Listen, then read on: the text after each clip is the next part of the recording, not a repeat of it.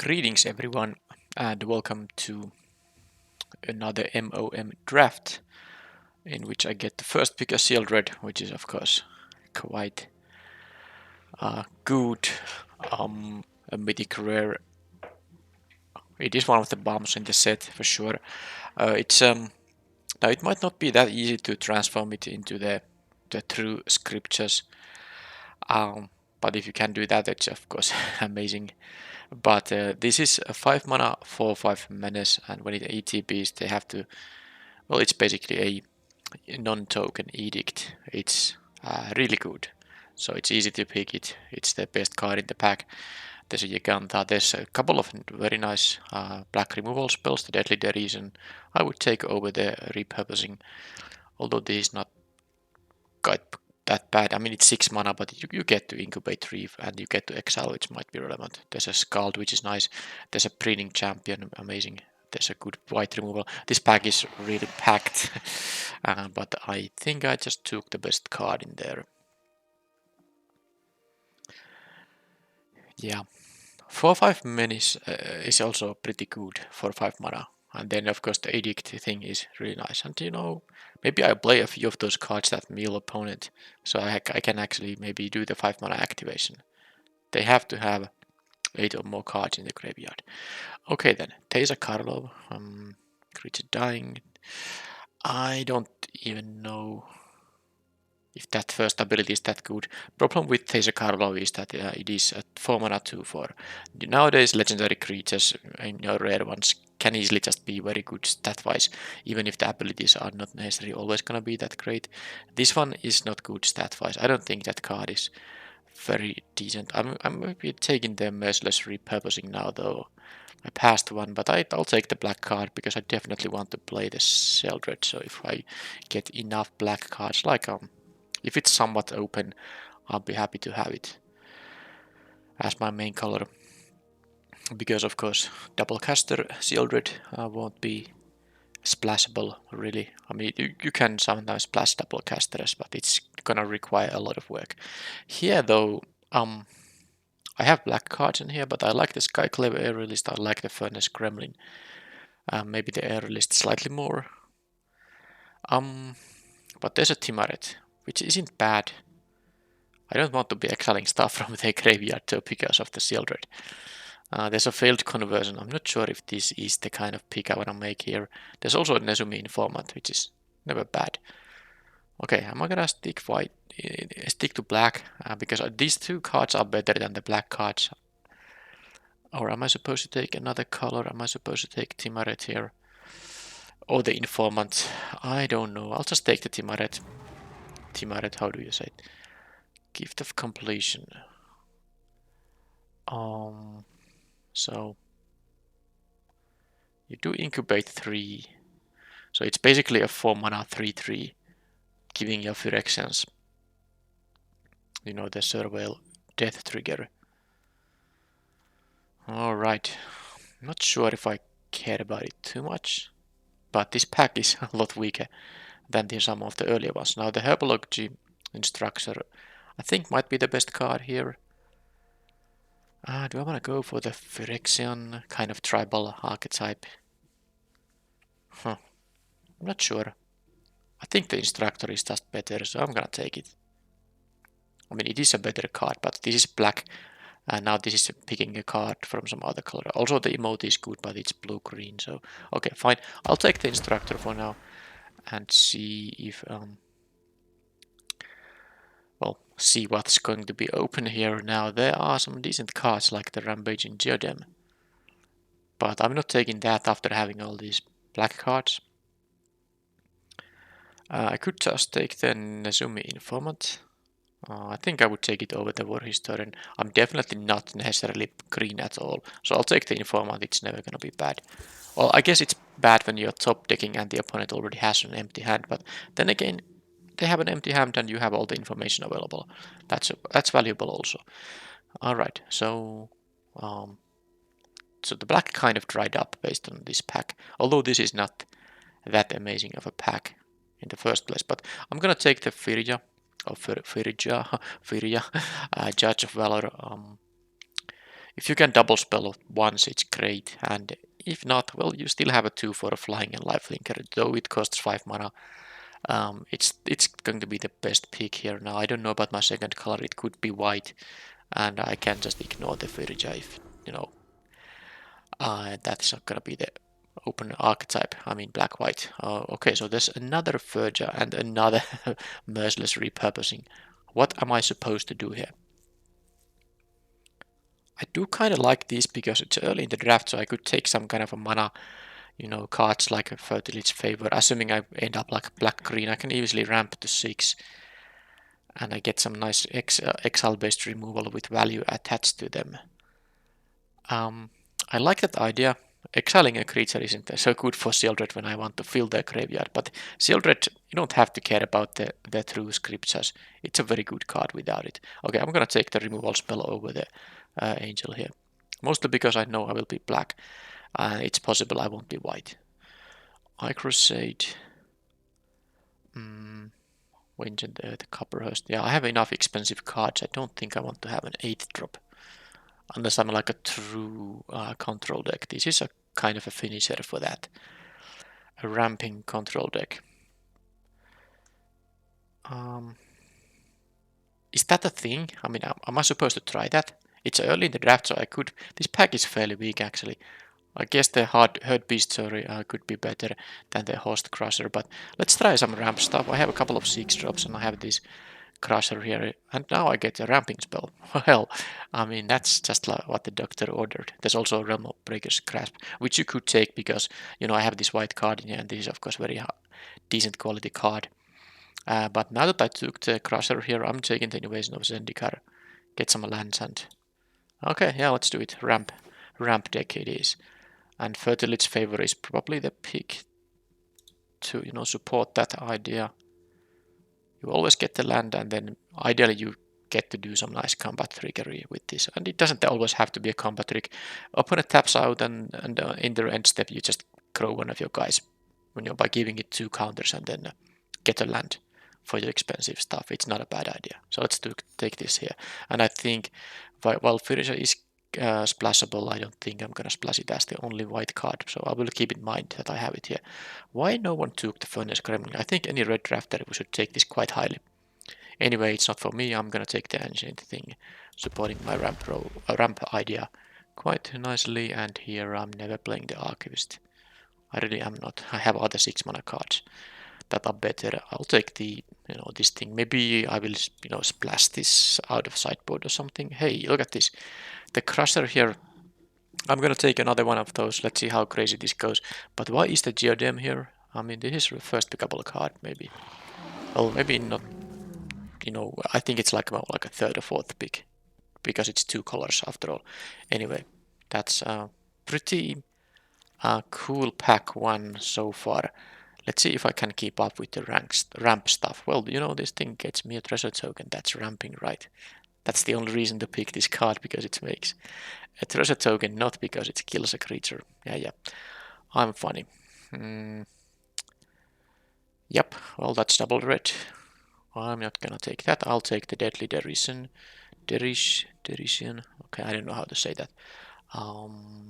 Yep, easy pick. Let's go forward here. Omnath, Logos of All. Unspent mana becomes black. This, of course, has really, crazy color requirements, but then again, I might be able to meet them with this kind of deck. Pre-combat main phase. Look at the top card of library. If it has 3 or more colored mana symbols. Okay, so this... I guess, yeah, this draws you cards. And... yeah, okay, this always draws your card at the beginning of your pre-combat main phase, so you have to survive a turn cycle. I'm not quite sure if I want to take it though. Then again, what I'm gonna take a Traumatic Revelation. Do I want to go all the colors? I don't think so. Maybe I'll take these. I mean, it's a 3/3 in the end. Maybe I will have some Incubator or Phyrexian's Energy. It's possible. I can just cut this or use it as a sideboard card. Well, talking about Incubation or Phyrexian's Energy, there's a Tangled Skyline here But there's also a Herbology instructor, which is exactly the kind of card this kind of deck wants to have. Very good defensive early play. You know, with 1/3 it can block almost 2 drops and then gain 3 life, and then once you have some mana available, you can turn this into a removal spell. So that has to be the peak of a Tangled Skyline. Because I need some early game here. And I also need more mana accelerating. I have 2 8-drops in the deck and 2 6-drops. Of course this is a 6-drop too, but at least I can forest cycle the Ancient. Okay, more forest cyclers, but there's actually blighted burgeoning, which I'm very happy to take. Also the consuming Aetherborn is kind of decent in these sort of decks. You can just trade with something, not necessarily with the other 4-drops, but at least with usual 3-drops and then gain some life while doing that. But yeah, this is the ramp thing I need in this deck. I would play multiple of these. Okay then, Scone Blade Berserker. I think this is much better in some other kind of decks than this. Now there's one of the mill cards that, you know, works with Shieldred, but I'm not gonna try to make the true scriptures work. I'm just happy if I get to draw a Shieldred and get to cast it, and they have to sack something, and then they face this 4/5 menace creature. I will take Edged Familiar. It's nice to trade with something, gain some life. It's a decent 3-drop, especially in this kind of deck. Yep.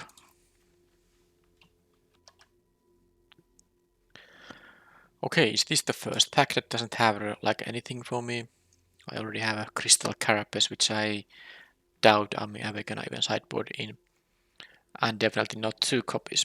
So, Halo Hopper, 3/2 for 3. Yeah, with Convoke can be cheaper, but Invasion of Regatha. I don't even care about this. So I'm just taking this Search of Salvation. There's like, you know, small likelihood I'm facing like a black-red deck or something like that, and if I have some mana fixing, I can use these white cards as part of my deck after sideboarding. Alright, well there's the Consuming Aetherborn.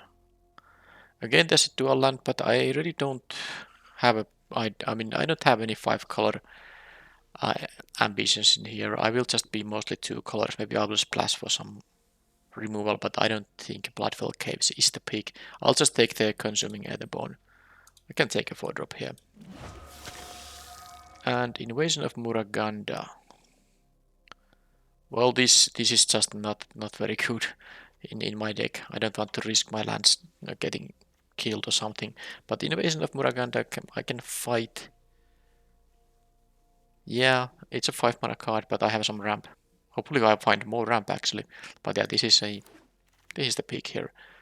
And there's the Herd Beast versus a cheap trick. Now, I don't want to play a million 5-drops, but I'm not sure if I'm gonna play the adaptation. I guess it is good enough as a cheap trick. Let's have something that is actually cheap.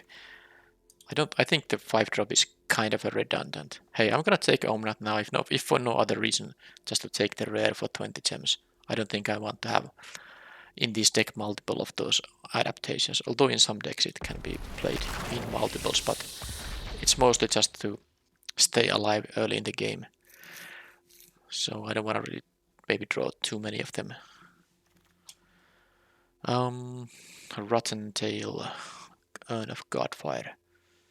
Creature or enchantment. Funnily it doesn't kill artifacts. Well, with double repurposing, I don't think I'm gonna play the Urn. I'll just take the uncommon here. And I'll take the uncommon here.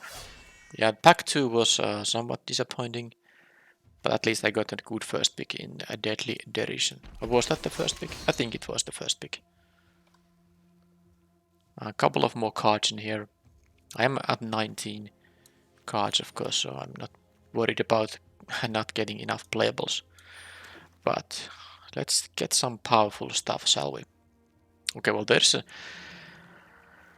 well, this pack has a lot of stuff. Well, Emery is not one of them, but there's an Invasion of Ikoria.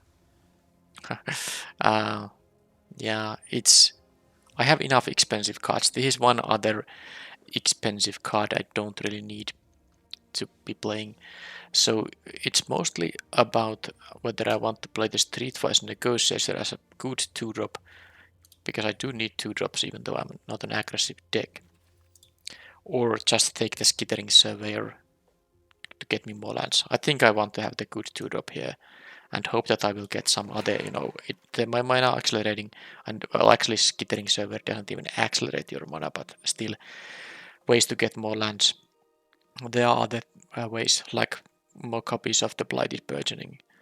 So I think I wanted to have the very decent 2-drop, effectively a 2-mana 3/3. Okay, here Dina isn't actually, this is in my colors, a golden card, but it doesn't actually do much, at least not in my deck, whereas the Thalit is always good in any black deck, and in black-green you even have the option to not pay life for the transformation, but very good pick up here. Another chance at the Gift of Completion.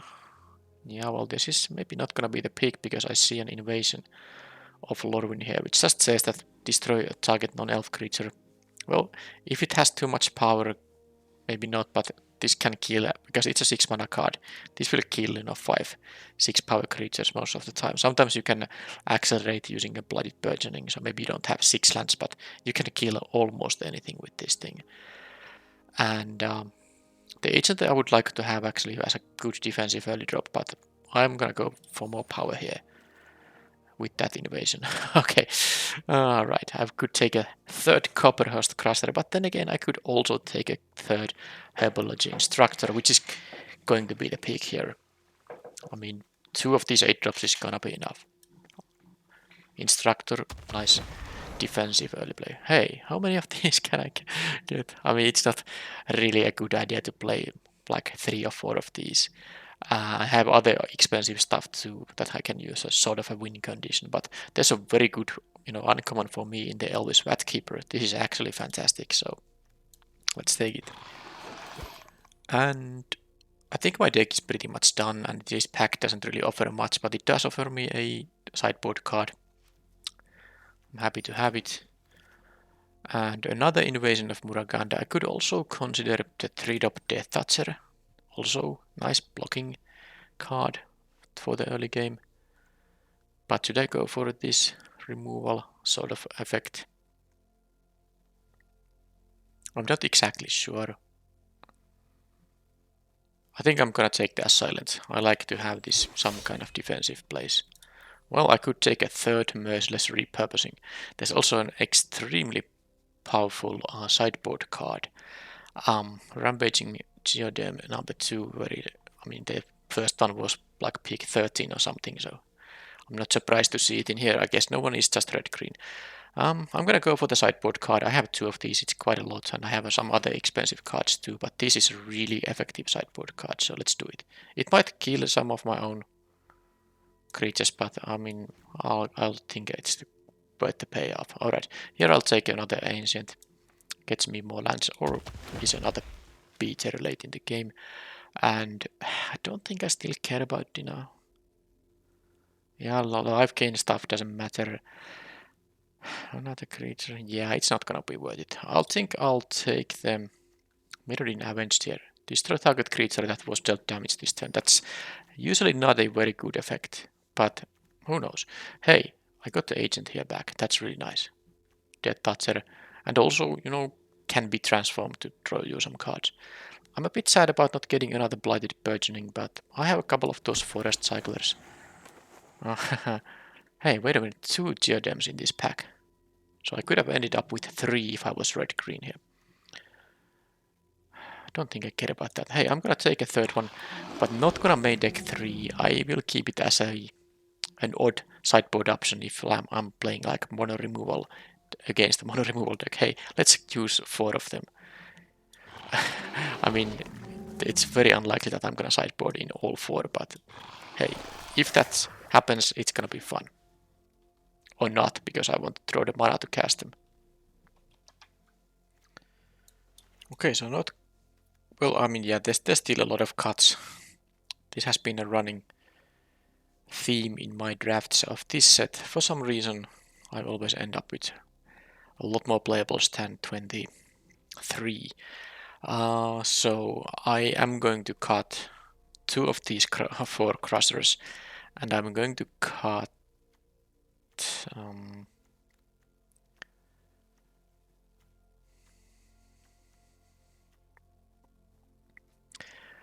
well, I think from the main deck, Mirrodin Avenged, although it's not that bad. I can, block something with this 1/3, then kill the whatever got blocked. Because this thing draws your card, so that means you can, jump block and then still use this and not lose a card. That's the idea, but I'm not sure if this is gonna be the kind of a jump blocking deck. But what I'm not gonna play in the main deck at least is either of these adaptations. I won't be needing those. But now, do I want to play the main deck Mirrodin Avenged? Maybe not in the main deck. Okay, how many 2-drops I have here? And I think the Revelation, I don't need it. I have other 2-mana plays here.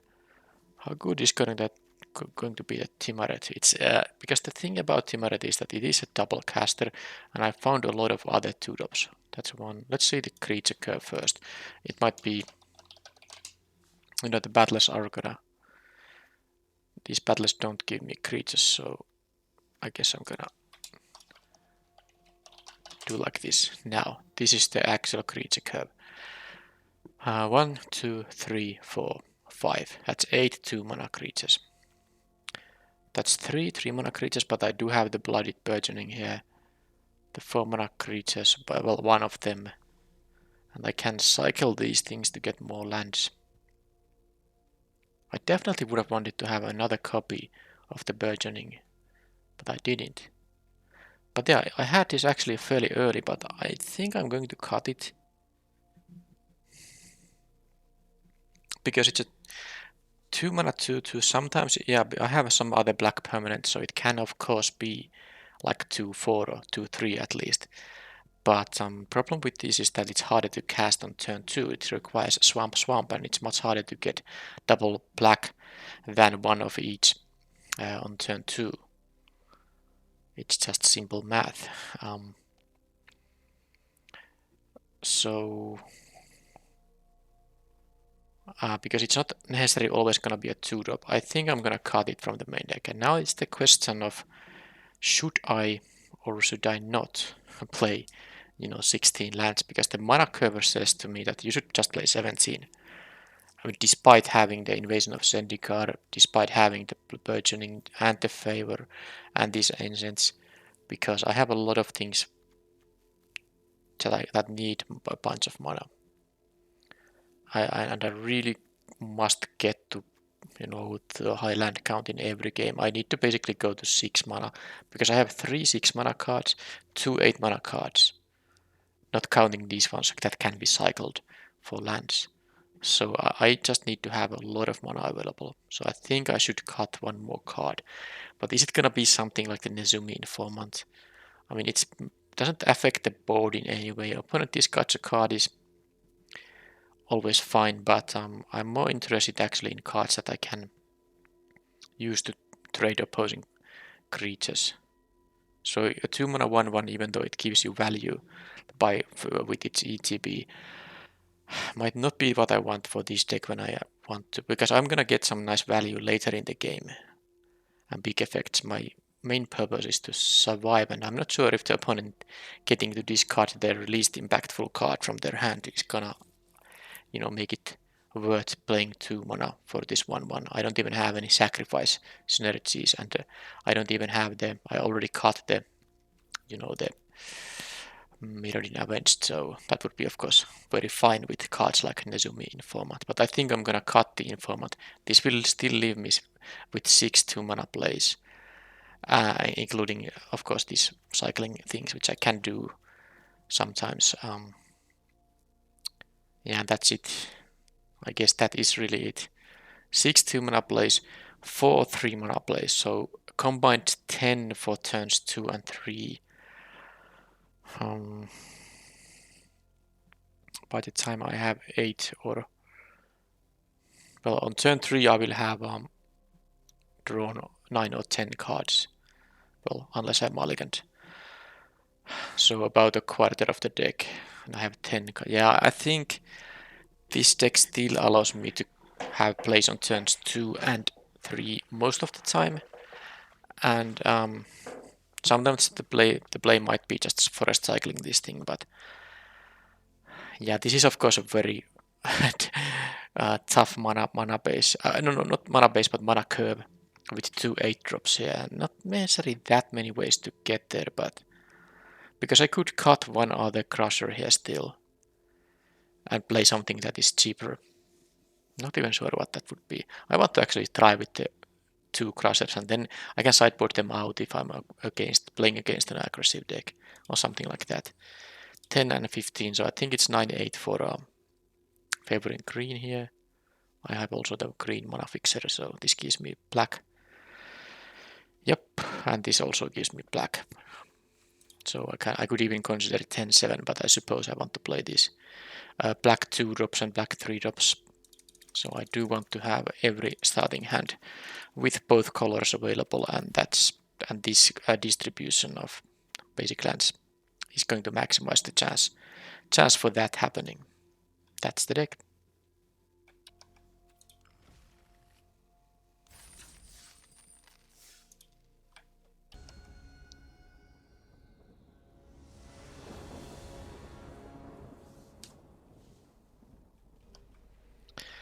Okay, well, my 9-8 mana base with 9 forests still manages to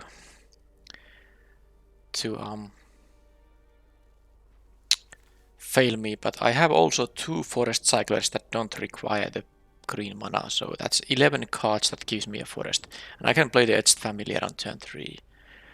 So I'm actually gonna take this, even though I might, miss my 2 mana green plays here, but because I have 11 outs, that's basically 1 in 3. And because I have the 3-drop here, I suppose now a 4-drop if I am unlucky enough to draw a 4th land, which is another swamp. Yep, another 2-drop here. All these can also be 6 mana plays once I have played them first. Okay, I wish I had an Overgrown Pest in my deck. This would have been a great pick, but I got some nice green, but not the Pest, which is just a common.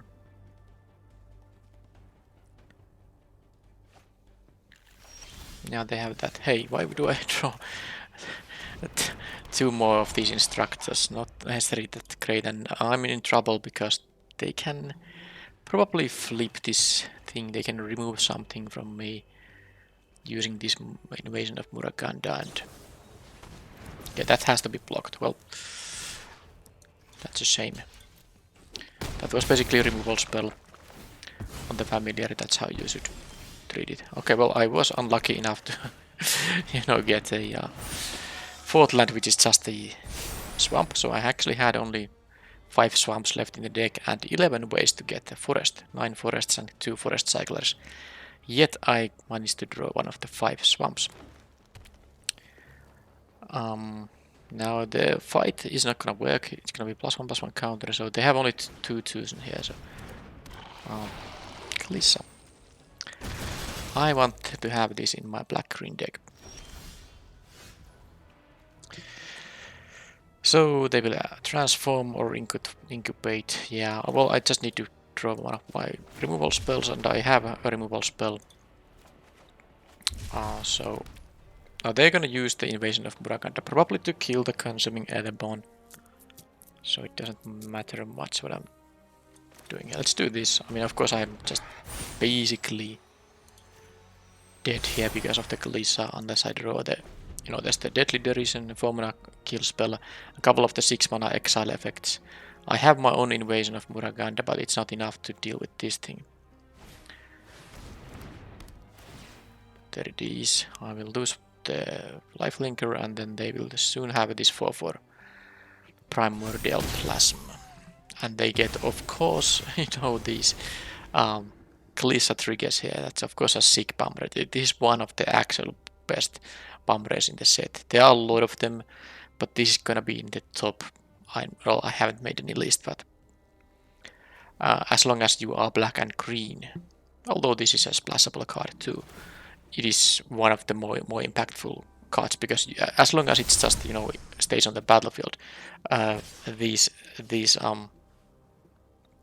you know, these triggers they get for free, or the controller of Glissa gets for free. It's just gonna overwhelm the opponent. Anyway, let's eat these and they get their Muraganda thing. And now let's get the Deadly Derision. I think that's like giving me a very small chance to still win. If I get it right now, because I need to get rid of the Glissa. That's not it. The Muraganda thing isn't actually that good with the negotiator, because the combat damage of course doesn't apply for fight effects, so I can only deal 2 with this thing. So I'm going to do now this on here, and now I have 3 mana. Yeah, let's gain some life, I suppose. But yeah, the Glissa has already produced them 2 free 2/2s, and it just continues here. This thing will trigger at the beginning of combat on their turn. Another creature gets +2/+2 and loses all abilities. And you know these Phyrexian tokens, they are 0/0s. Not that it matters actually here. They get +2/+2 for free because they don't have any abilities. You can also target opponent stuff with that thing. It's gonna be relevant in the games when you have some flyer and they have 1 reach of flying creature. You can actually make the creature lose their ability. So that's something you keep in mind. This target creature, not target creature you control. Okay, so the opponent is doing what exactly?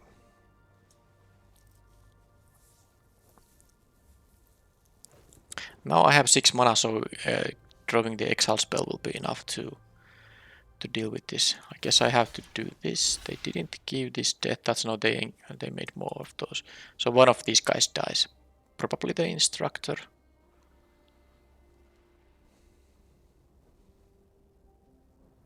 I have more of those, so I'm not caring. If they leave me a 3/3, that's fine as well. Okay, they left me the instructor, but now let's get the removal on the Glissa. I did not. They also can start giving death touch to their Phyrexian. I mean, first try can death touch to their Phyrexians, which makes it impossible to block it. So I can kill only one of these by transforming. But it's still the best play I have here. I mean, there's 1, 2, 3, 4, 5, 7. Yeah, well, I suppose I have 2 options. I can make this into a artifact and then use the invasion of Muraganda. But it's not like I can actually even transform this. So maybe I'll just make a 3/3 here and kill like the Phyrexian here. I mean, this is just... I'm not beating a Glissa. It's already gonna make another set of... And these are actually 3/3s, yeah, because of the Kami of Whispered Hopes. So I do have to kill actually that thing. Yeah, because this says that if any counters that are +1/+1 counters that are placed are gonna result in extra +1/+1 counters. So just look at how much value the Glissa has given them. And I sadly have the removal spells. I have 3 in my deck that would help against Glissa, but I just didn't draw any of them in the top 15 cards.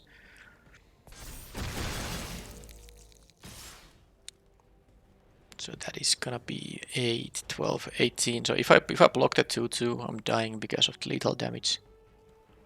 Yeah, it's game over. There's no way I can come back. Alright, Glissa. Well, I have the removal for it. I just need to, draw it. This creates a battle. I think it's worth playing this card now. There are annoying battles and annoying creatures. Do I care about Mirroring Avenged? Against the black-green deck, it might make sense. They might have some big creatures. Perhaps. But what are the cards then?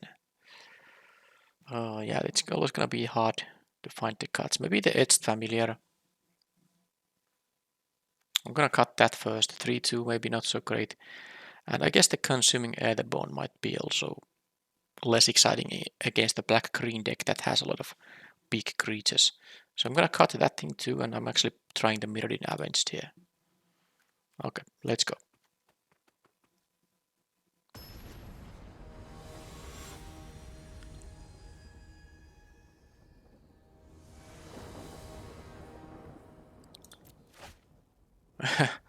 You know what? With this deck, I'm actually keeping this.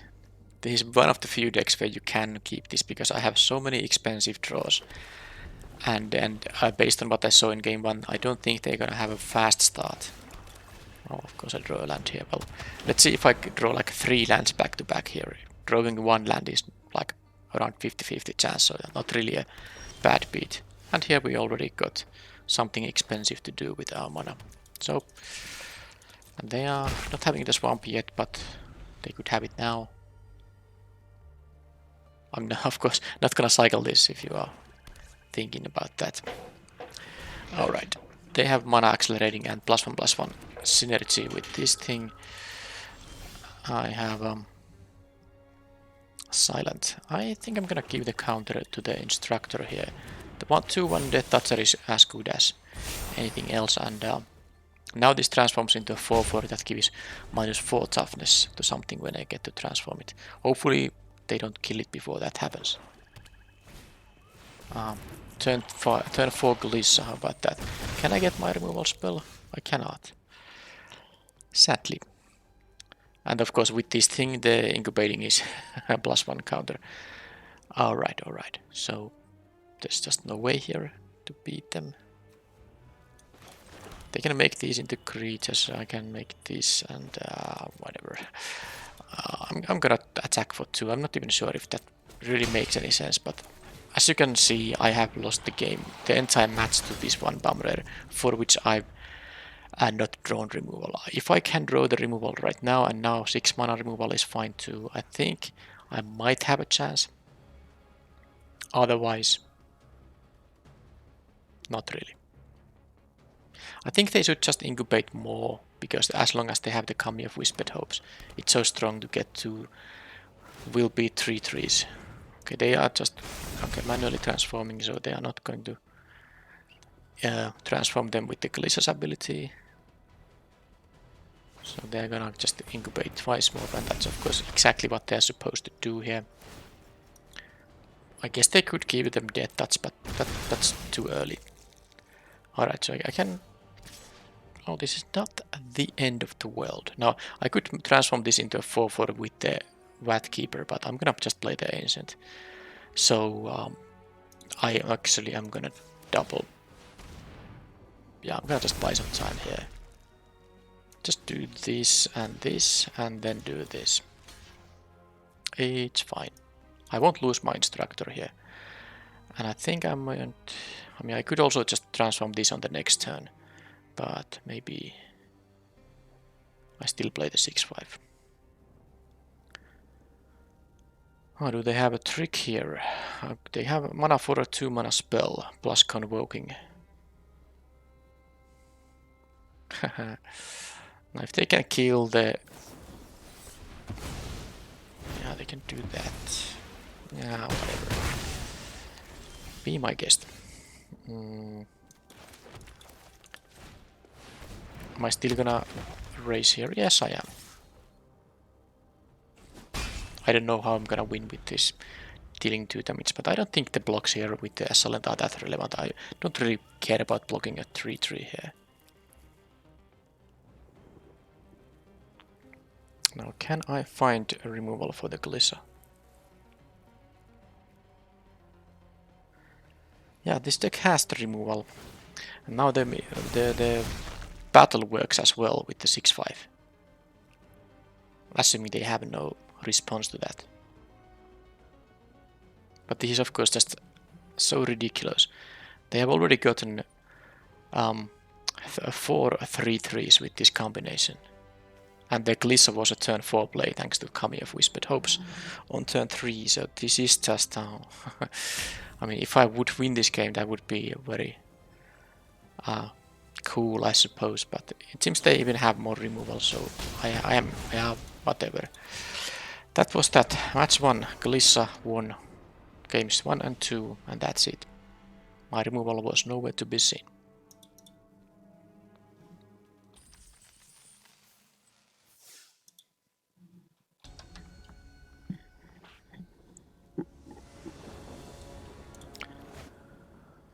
Well, this is actually a curve here now. 2, 3, 4, even 2, 3, 4, 5 is a possibility if I, draw the lands here. Oh, there's the 8 drop a little bit ahead. Didn't need it quite yet, but I get something to. I have something to wait. I need the lands, but this was a good draw, of course. I don't mind the trade here, it's fine.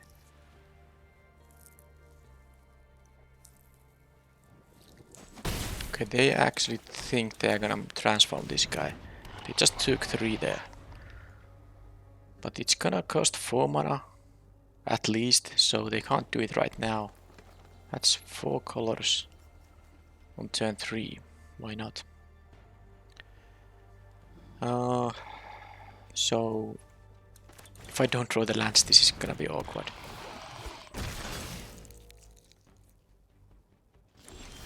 Okay, I did. Now, I think I'll just attack with all. There's no point giving lifelink to either of these because they will just block with the agent. I think the agent is gonna trade now. Most likely. With the negotiator. They just refuse to do that. Fine. I'll still give this guy the counter because now it can brawl with the Vatkeeper. This takes 5 mana to use the ability on here. It's gonna be a 4/4, it's not the end of the world. Instructor, so this is kind of a mirror match. We have I have all these cards in my deck too. They weren't gonna use 5 mana for that, so... okay, I'm going to get the land with this thing. And play the Vatkeeper, and then I have the invasion on the next turn. But attacks, so they can double block one of these, but I can just kill the Instructor, that's fine. I actually think I'm attacking with everything. Any block they can make is fine for me, my creatures aren't that valuable.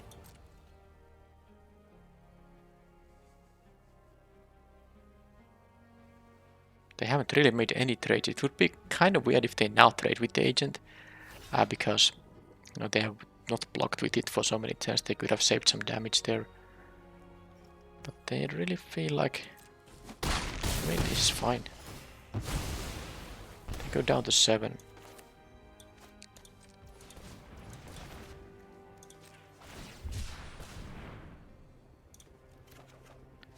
The game might be over before I get to cast the Crusher, but it's also possible they will stabilize. Now, if they transform the agent, I will block it. I'm not gonna let them have any extra cards. And they can't use this yet. They can do it on the next turn though. So I think I might, in fact, yeah, play the Murakanda so that the Instructor dies. They get a counter on each of their creatures. Okay then. If they... oh yeah, that's a really good one. So they can actually... yeah, they can attack... but no, they can't actually attack with everything because they die to the attack. That's the reason they actually chose to not, block, because they wanted to be able to defeat the invasion of Moag. But it's not that great for them. Anyway, what is pretty great is that I can in fact... well, I'm gonna kill the Instructor, otherwise they will kill something. I can gain life while doing that.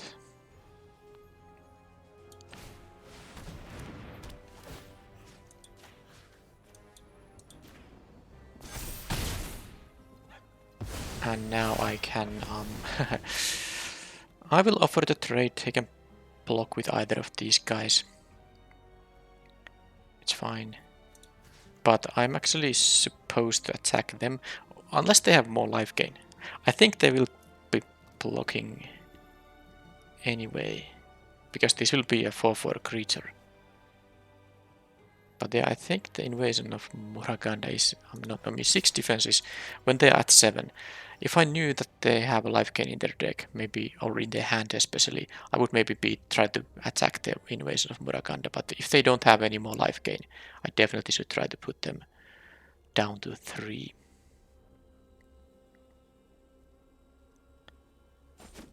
And they actually went for it. Maybe they have another instructor making them go back to 6. Well, they go to 4 at least. But again, the same thing, they can't really flip. I can double block the Vatkeeper, which is risky against the tricks. Okay, they have, okay, they had basically a 3 life gain here now.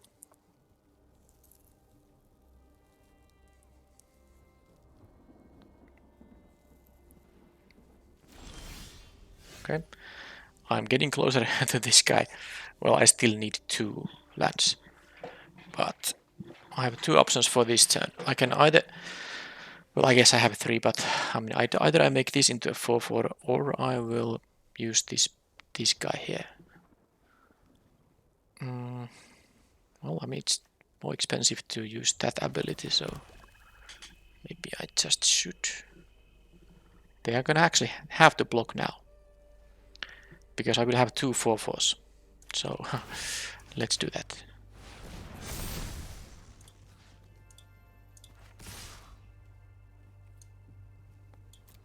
They have to block both of them, that's the thing. Because the familiar trigger will happen only after they have already dealt damage, so... it might, I mean, if they have more stabilizing cards, it might be so that I have to wait for the Crusher here. Okay, they want to make the Agent. The Agent will be a 4/4 once they transform it. But if they block with the familiar, it's just a jump block. So, yeah, I mean, that's pretty decent to me. They go back to 6. I'm at 35. My lifelinker did some work there. Now, if they are transforming it and attacking the... I mean, this is not even gonna die if they attack to it with the 4/4. Okay, they're gonna get the 5/5 there.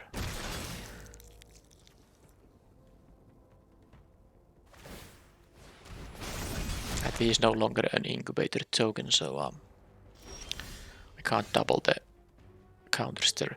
Now, who or which of you guys is surprised that I drew my second 8-drop before getting to 8 mana? I'm not even at 7 mana. Okay, so the Assailant can make someone into Death Toucher, which is only gonna trade with the Agent. So it makes no sense to make this into a 5/5. Fine. Let's do something with this.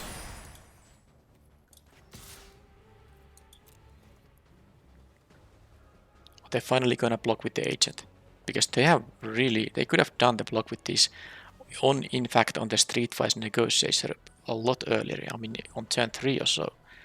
They have not blocked or attacked with the Agent at all.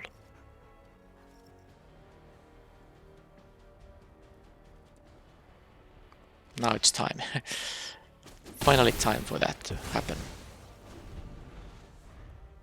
Well, I got my own Death Toucher to block the 5/5.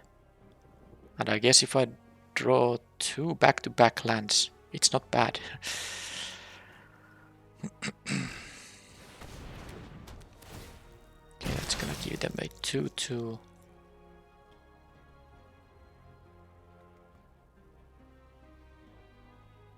They have one more card in their hand, which is a creature that can actually beat the Moog thing. That's annoying. That's really annoying. It takes a few turns though. Okay, land is good. Any point attacking with the 2/1? No, because they'll just block with the 2/2. Okay, then these have trample and hexproof. These will be most likely enough to win, but problem with the invasion of Moog is that they will start getting free counters at the beginning of your end step. By the way, I have again the 3 removal spells in the deck. 2 things at exile and the 4-drop that gives me a treasure token. Where are they? Again, top 16 cards, nowhere to be seen. Because, I mean, if I get to... Well, this is at least good. How many cards they have? 4. Yeah, it's not gonna happen, you know, the exile part. I actually would have preferred to maybe get a land there, but at least this has menace. And they have to sack the, you know, the beast here, not really a big deal.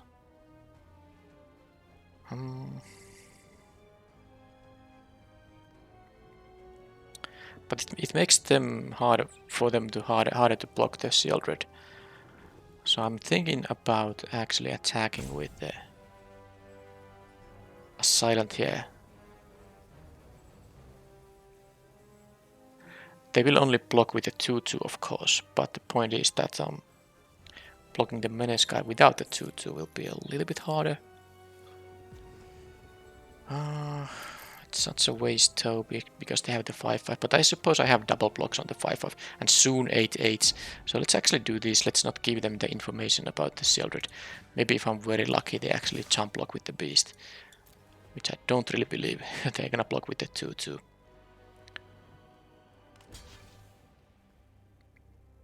So they sack a non-token.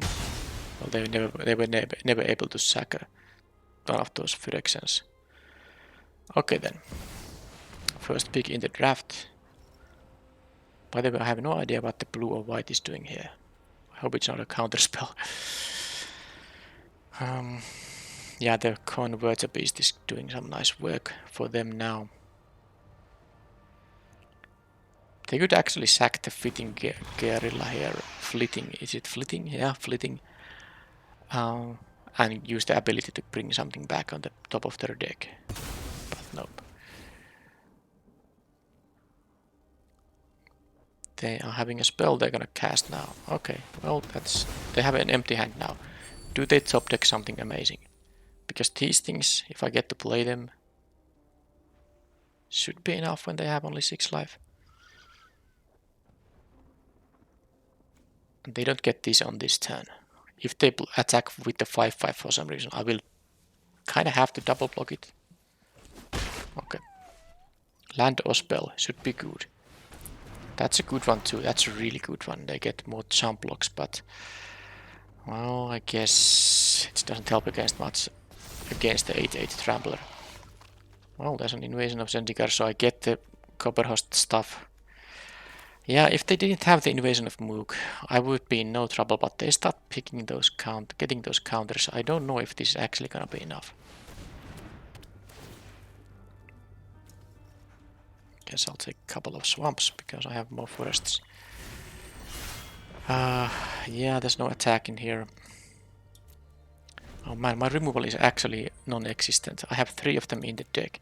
If I was able to deal with the 5-5... well... They get 1 counter now.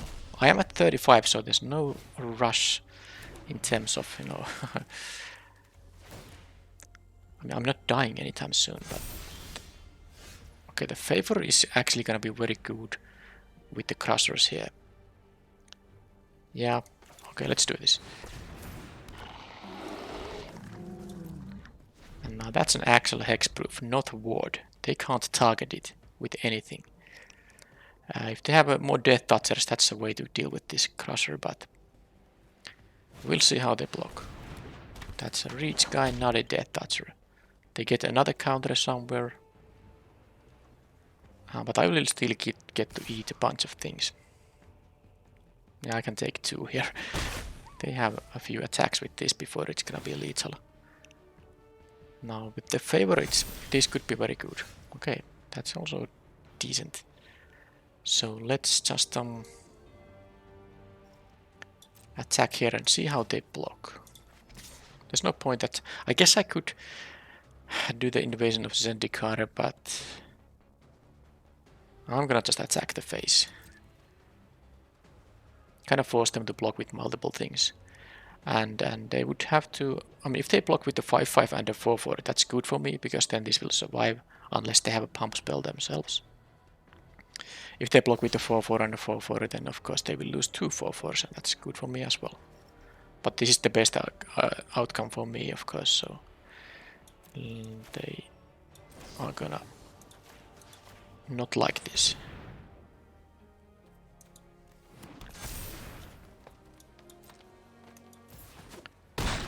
So I have a 10-10 Trampler in here.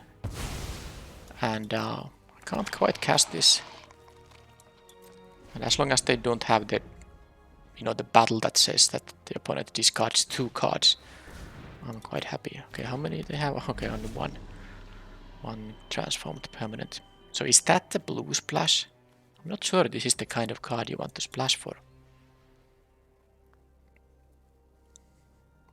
So now they have to put a lot of toughness in front of this guy. And also a lot of power to kill it. So maybe the Bloom Wielder Triads isn't gonna win now that I have my top end here.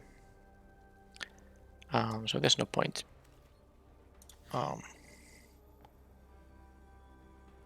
No point waiting. I'm gonna do this.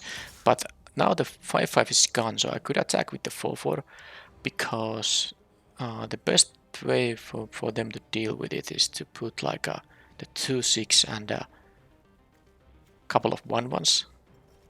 But then they can't kill the Copper Host Crusher. I'm gonna do this. I'm not attacking with the Vat Keeper because that they can still eat for free. I'm actually gonna do it like this. This is gonna attack on the 3 because this is not lethal attack. Well, I guess it's still better to do it. This doesn't have trample, does it? Vigilance and haste.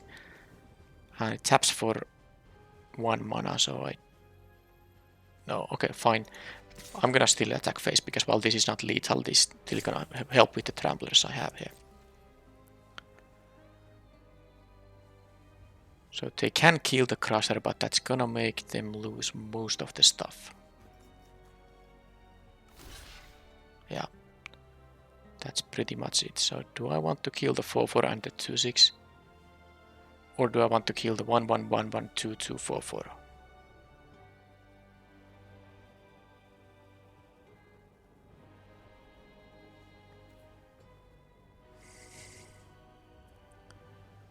Or like this, the 6-6, the 2-6, the 2-2, the 1-1-1. But then they get to grow the 4-4. I'm not sure I like that too much. But I like the idea to get rid of the Connoisseur. I like it quite a lot. Okay, fine. Oh, but the Guerrilla, I don't want to kill the Guerrilla because they get something back from their graveyard. Yeah, I'm not a fan of that. Kind of forgot that it has a death trigger. So yeah, it's gonna be the 4-4 and the 2-6.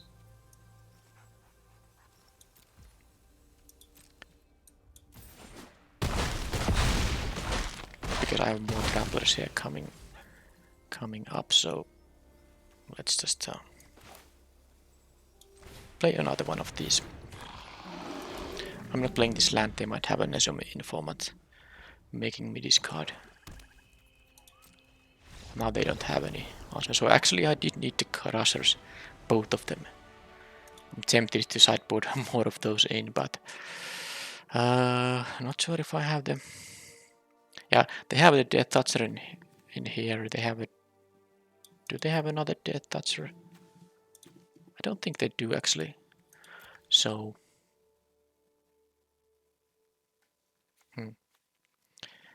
They have the Battle. Is that the reason to sideboard in Traumatic Revelation?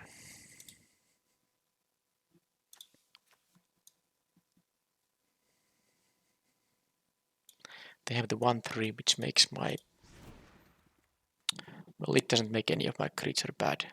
These all function against 1-3. Even the 3-2, although I guess I could see cutting the Etched Familiar. Do I want to play the Mirroring Avenged again?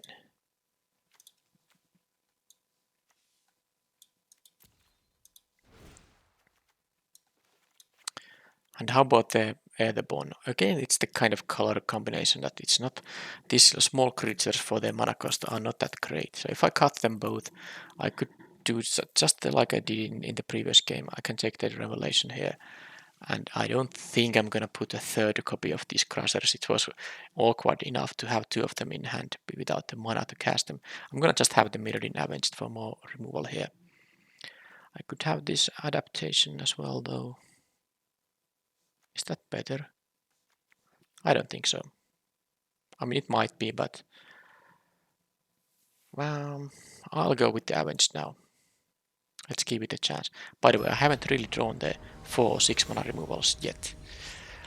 Maybe it's now time to see those things, because they would have made it a little bit easier in the previous game. Now 2 of them are here, and this is a decent hand. I can play the Instructor on turn 2, and of course the Burgeoning on turn 3, and then I'm already gonna...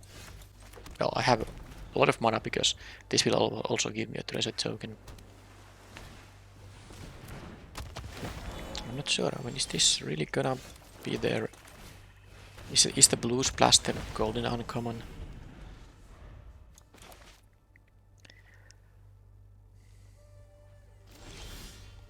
Oh, they have missing lands. Well, just do this here.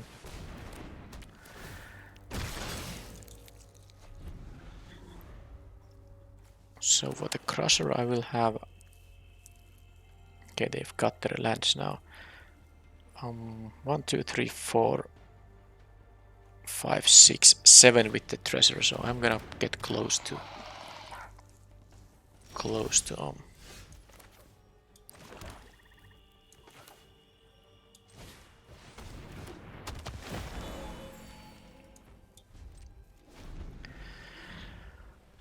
you know, getting to cast this, and while they're at like 4 or 5 lands, depending on how well they draw more of that stuff. Okay, there's the agent, which I probably will kill with an Instructor here.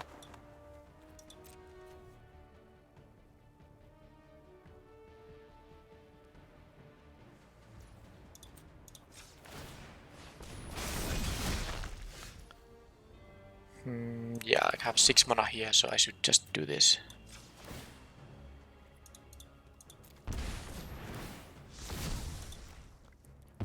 And then I can, you know, just make them trade with the Familiar. Nice 2 for 1 here. I accept it. They don't... What?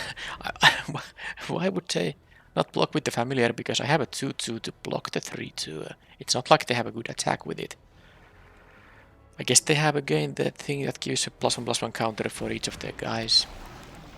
I can kill that before it transforms. Unless they have something to... something to respond with, but I mean, I could play this, I could actually play this and then still have the Deadly Derision mana, but I actually just think this is better. I don't think they're gonna have anything, and it's not the end of the world if they do. Now they're gonna block, right? They just took it for no reason on the previous turn.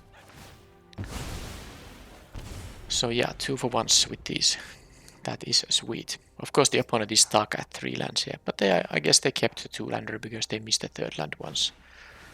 Now they get the Burgeoning thing here, but I have way too much stuff now. Oh, I can just play that. There's no need to cycle it for the Crusher. It's just more efficient as a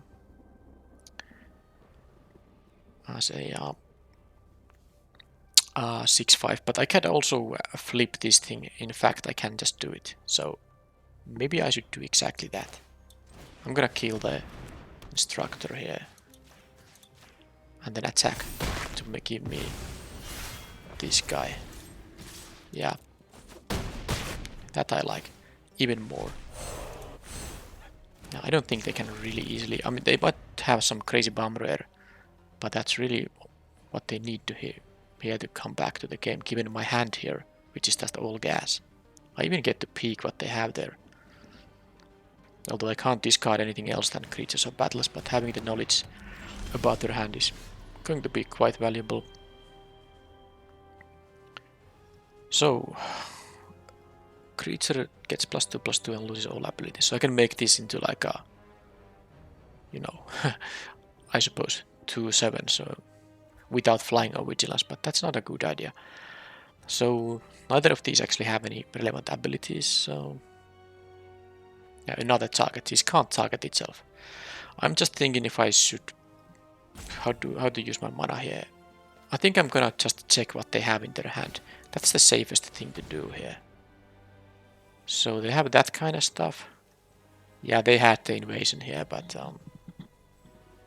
it's not gonna really do much to them.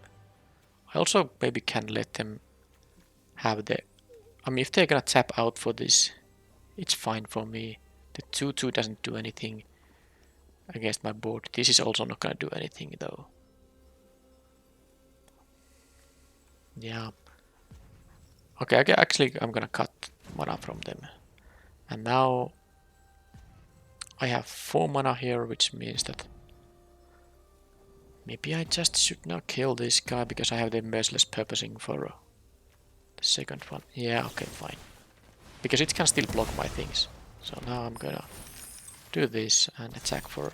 No, this is 2-turn lethal now. They have their own deadly derision, of course, but it's not gonna really help too much. They would have to tap out for it.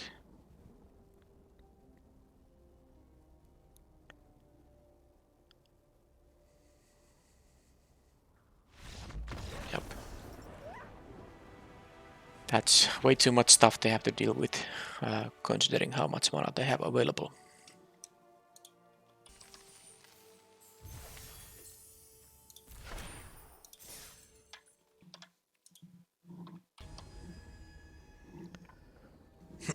Okay, match number 3, which is the final match against the Talking Wolf, and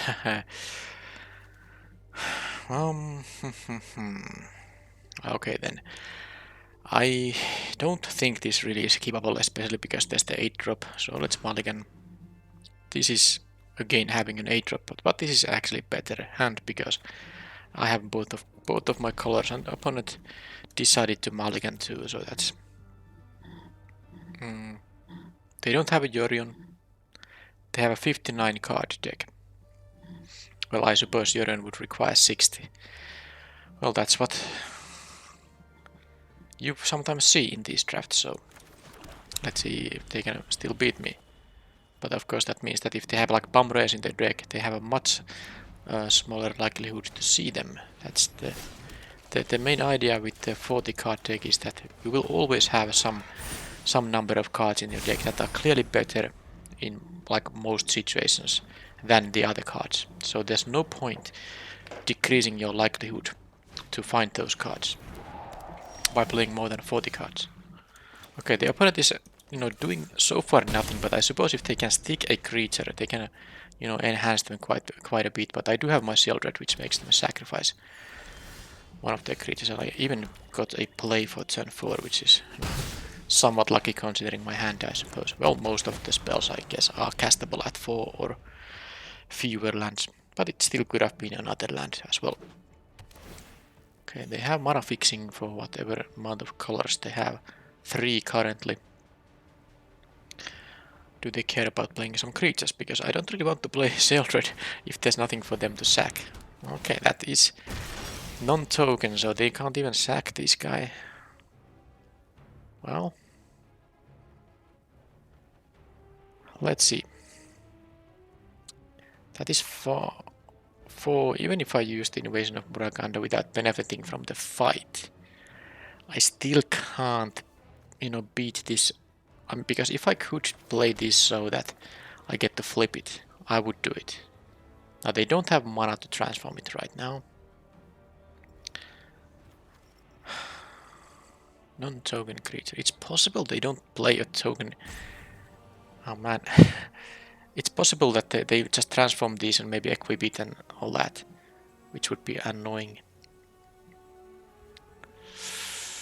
So I'm actually playing the Sheldred as a 4/5 menace, which is still good. That's gonna, make them do something. I don't like it, but that is what I'm doing here. Mostly because now I can more easily flip the Invasion of Muraganda. And this still functions as removal against anything they might be playing. Do they have a land drop? They need a tapped land, untapped land to transform this, but they actually did not have it. So now this is of course very simple now. Okay, even that thing is there. But yeah, this is now... How do I do it? This kind of attack for... I mean, the only way to kill this is actually give the counter to the Shieldred, because this is a 1-3, this is a 1-3. Don't care about the combat damage assignment. It doesn't work with fights. So, of course, I'm gonna go for this. Shieldred gets the counter, beats this guy, and then I'm going to attack. Well, this is actually exactly 6 here, and I can hit for 3 there. Now I could also make him go to 3. You know, that might be better if they have like the white frat effect. Because this is 9 damage. They go to 3, or I get this thing and they are at 9. I think this is better. I mean, if they have the frat, it's bad anyway. But this is gonna help me get the lethal damage here with the +2/+2 ability as well.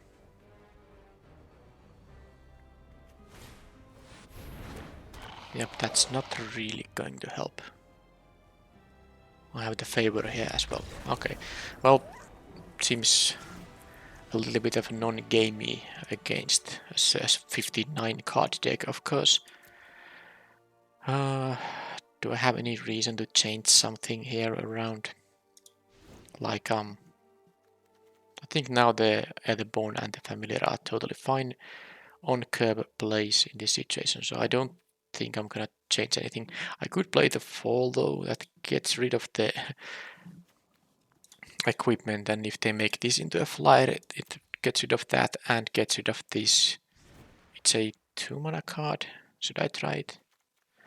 And then again, they are playing 59 cards. Whatever I saw in this game is not necessarily gonna show up in the next game. Unless they decrease the number of cards in their deck, we'll see very soon.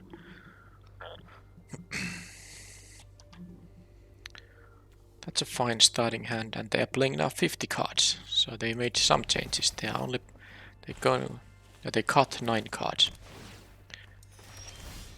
Alright, well that means I have a 2-3-4 curve here. That is sweet.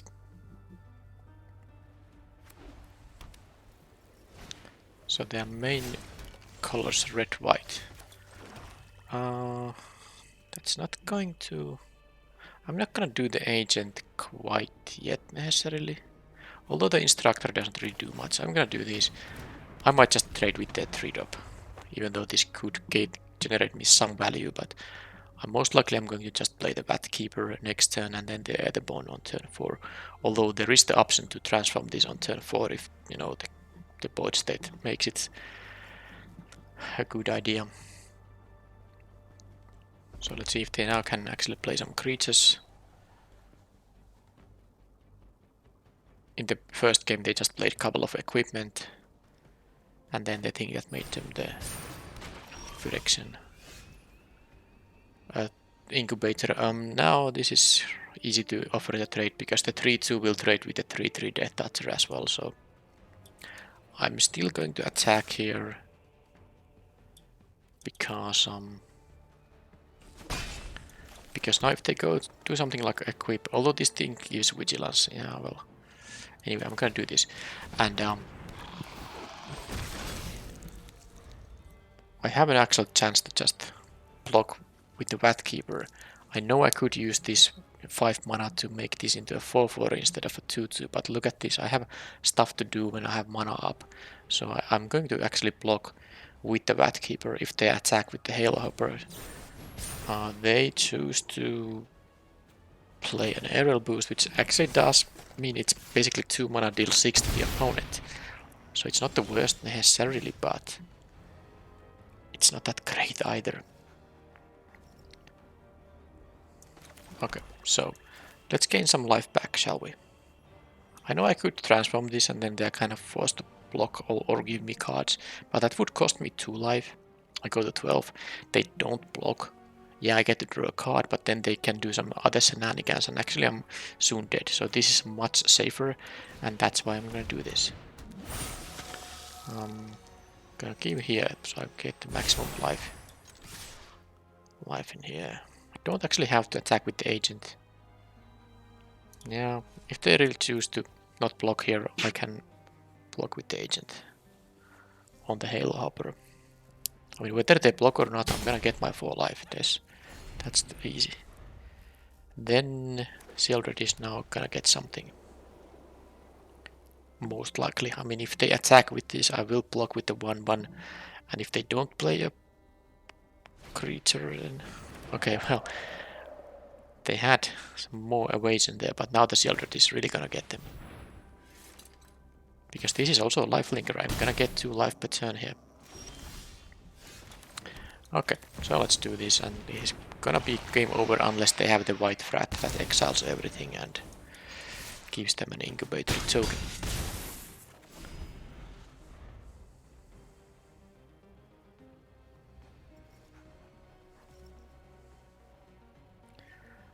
But even if they have that, they get the incubator with 4 counters.